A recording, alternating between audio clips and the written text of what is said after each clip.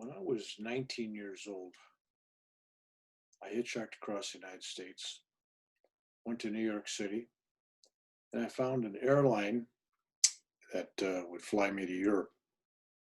Bought a round trip ticket and landed in Luxembourg. And I bummed around Europe for the summer of 1965.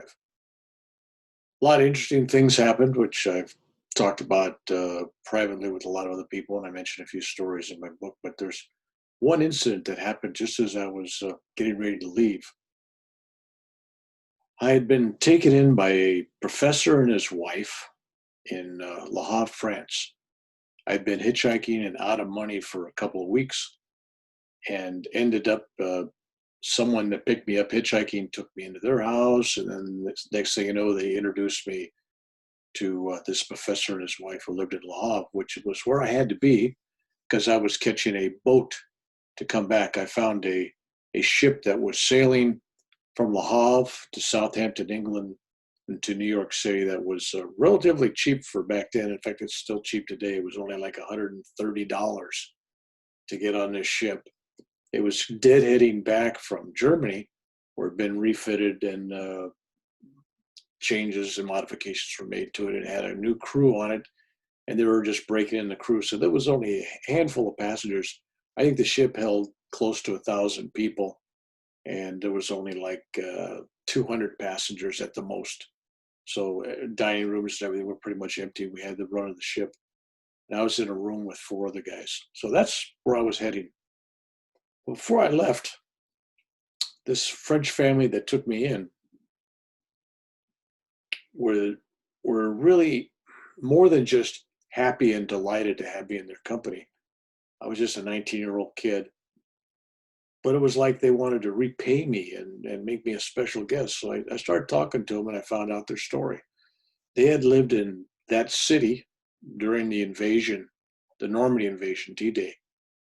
And their house was pretty close to the beach, and they watched a lot of the combat that happened in and around their town for days and days and days. At the time, they were so scared, but also very happy that the Nazis were going to be moved out of their part of France and they were going to get their freedom back.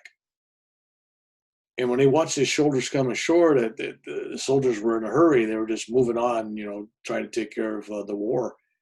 And they wanted to wine and dine these guys and do something special for them, and it never happened. So when I showed up at their doorstep, this American, and they also knew that I was probably going to be getting drafted in the next few months to go off to Vietnam and fight in a war and everything. They took me on as their token, in their words, their token American. And they wanted to show me the beaches of Normandy. It just so happens that I arrived on the anniversary, and this was 1965. So it's like the 21st anniversary of D-Day.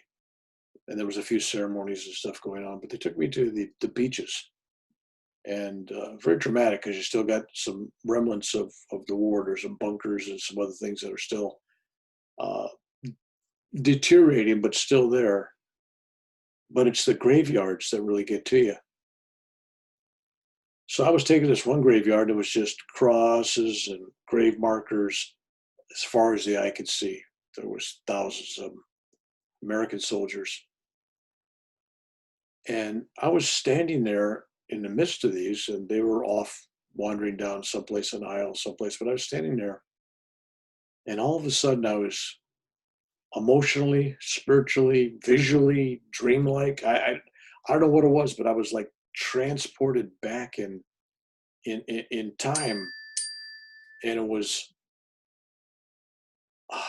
a unique experience because all of a sudden I found myself, whether it was me or I'm looking through the eyes of somebody, but I'm in this landing craft, the kind you see in the movies that come ashore D-Day, and the front goes down and everybody comes out.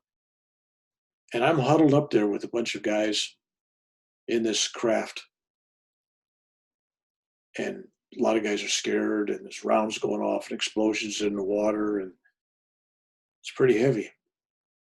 But I'm I'm feeling what this young soldier, and it was a young soldier. He wasn't an officer or anything. He looked like he was basically a private or a low-ranking enlisted man.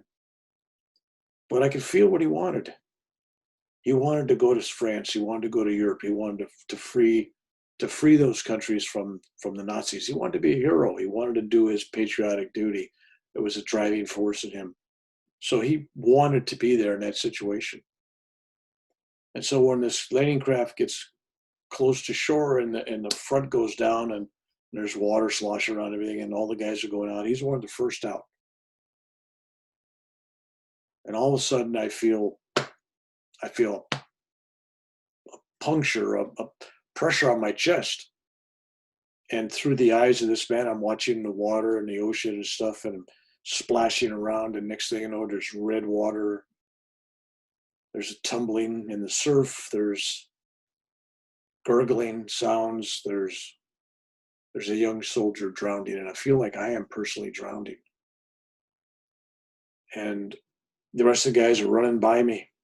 And I'm just laying there and I realize that this man, this young man, be it me or me looking through his eyes or seeing something in the past, I don't know exactly what it was, but he was dying and dead.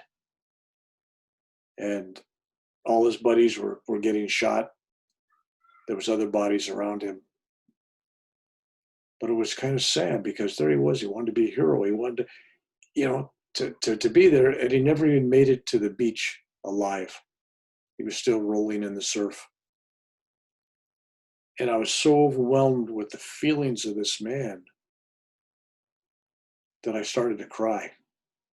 And there I am, 19-year-old young man standing in this military graveyard, this cemetery, and tears just rolling down my cheeks. And I just felt so much love for him. And I didn't know if it was me seeing the past and seeing this person representing maybe many people, or maybe I was really seeing through his eyes because maybe that was me in a previous lifetime. I don't know what the reality or the truth was, but when it was going on and I was envisioning all that was happening, I did feel like that soldier. I did feel the pain. I did feel the suffering. I did feel the filling up my lungs with salt water. I felt the blood and the energy and everything leaving my very body. And there I was, and 21 years later, to that day, watching this in my mind unfold. What happened? Why I ended up there at that time in that place, I don't know. But the people that took me there, they wanted to repay me as their token American. It was almost as if they had. So I don't know what the semblance of it was. Three possibilities. Either I was delirious and delusional and living in my own little dream world, or I captured some of the past with somebody else's experience, or perhaps it was a throwback to my own personal experience in another lifetime. I'll never know.